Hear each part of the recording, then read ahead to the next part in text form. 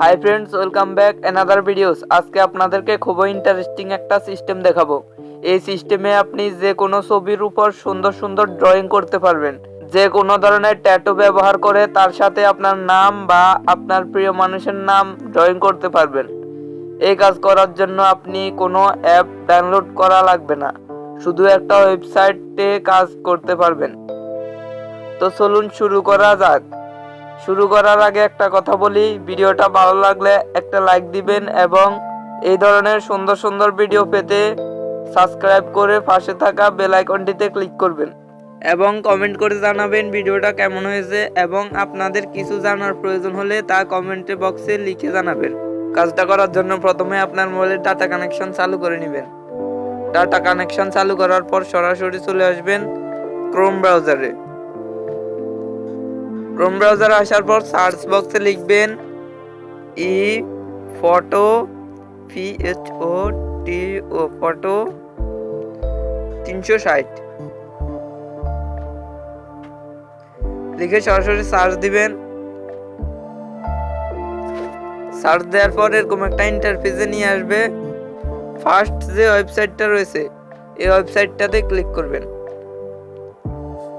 কাজের সুবিধার জন্য আমি আমার ডেসক্রিপশন বক্সে এই ওয়েবসাইটের লিঙ্কটা দিয়ে রাখছি, আপনাদের প্রয়োজন হলে ওই লিঙ্ক থেকে কাজটা করবেন। তো ওখানে আপনি বিভিন্ন ধরনের ইফেক্ট দেখতে পাচ্ছেন। আপনার যেরকম ইফেক্ট প্রয়োজন সেরকম ইফেক্ট আপনি ব্যবহার করতে পারবেন। আবার আপনি যে স্টাইলে আর্ট করতে চান সেই স্টাইলে আর্ট করতে পারবেন এবং আপনার প্রয়োজনীয় নামটাও বিভিন্ন ইফেক্টের মাধ্যমে লিখতে পারবেন। তো আমি এই ইফেক্টটা ব্যবহার করব। তো এই ইফেক্টে আপনার নাম অথবা আপনার প্রিয় মানুষের নাম ড্রয়িং করার জন্য একটু নিচে আসবেন। নিচে আসার পর আপনি যে ইফেক্ট ব্যবহার করতে চান সেই ইফেক্টটা সিলেক্ট করে নেবেন। এখানে 6টা ইফেক্ট আছে। তো আপনার যদি স্যাড ইফেক্ট প্রয়োজন হয় তাহলে স্যাড ইফেক্ট ব্যবহার করবেন। আবার আপনার যদি ক্যাট ইফেক্ট প্রয়োজন হয় তো ক্যাট ইফেক্ট ব্যবহার করবেন। তো ব্যবহার করার পর এখানে আপনার নামটা লিখবেন।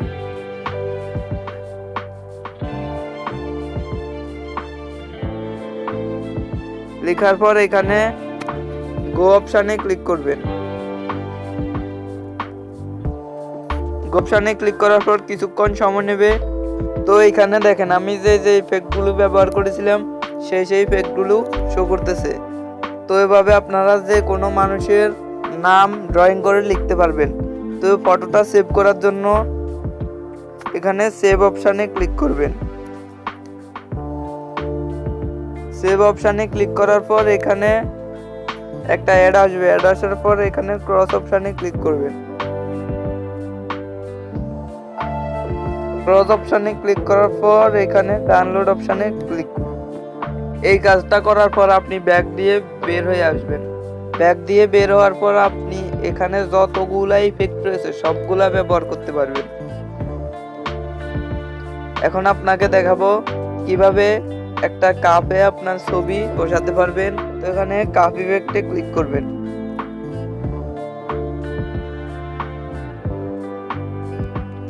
কাপ ইফেক্টে ক্লিক করার পর আপনার যে কাপগুলো পছন্দ সেগুলোর উপর ক্লিক করবেন। তো আমার এই কাপটা পছন্দ হয়েছে, তো আমি এই কাপটাতে ইফেক্টটা বসাবো। তো এই কাপটাতে ক্লিক করলাম। ক্লিক করার পর নিচে আসবে।